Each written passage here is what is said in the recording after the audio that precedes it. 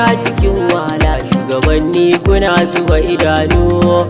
Dai hakan ake mulki to karshe ba wanda zai rayu.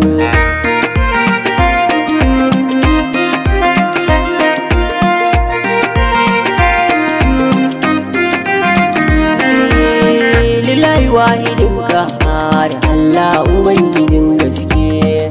Sai ta zuciya kan tsari, kare ni in kallo goge. Nai nufin na tsaro zance kan wanda suke a daddafe. Babu ci na yau a gare su, ballantana a kai gobe.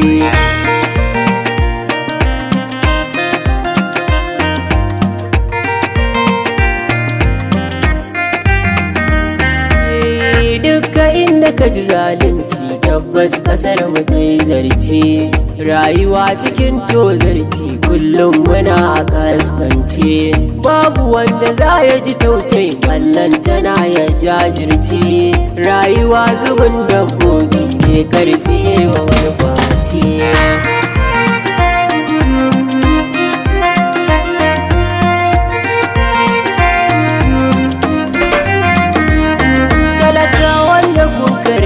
Fitina su ne sila ta mulkin ku, babu su gari to fitinawa za ku yi wa kwamban ku.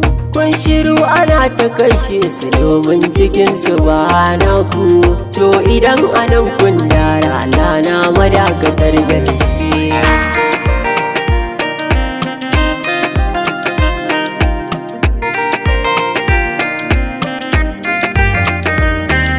Ana karkashe mutane tamkar wanda sun kayo laifi.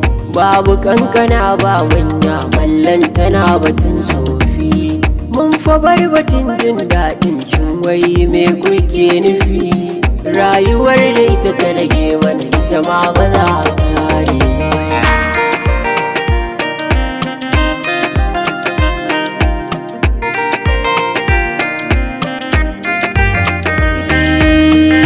Kasar mu tamkar bayi, mun fito a kama mu.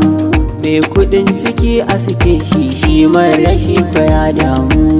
Rayuwa irin ta mutan dashin, wai ina zamu? Dan uwa mu koma ga Allah, shi ne magani na matsalar mu.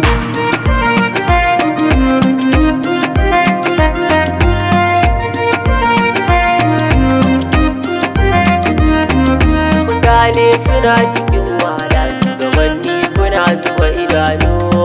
Dai hakan ake mulki to karshe ba wanda zai rayu.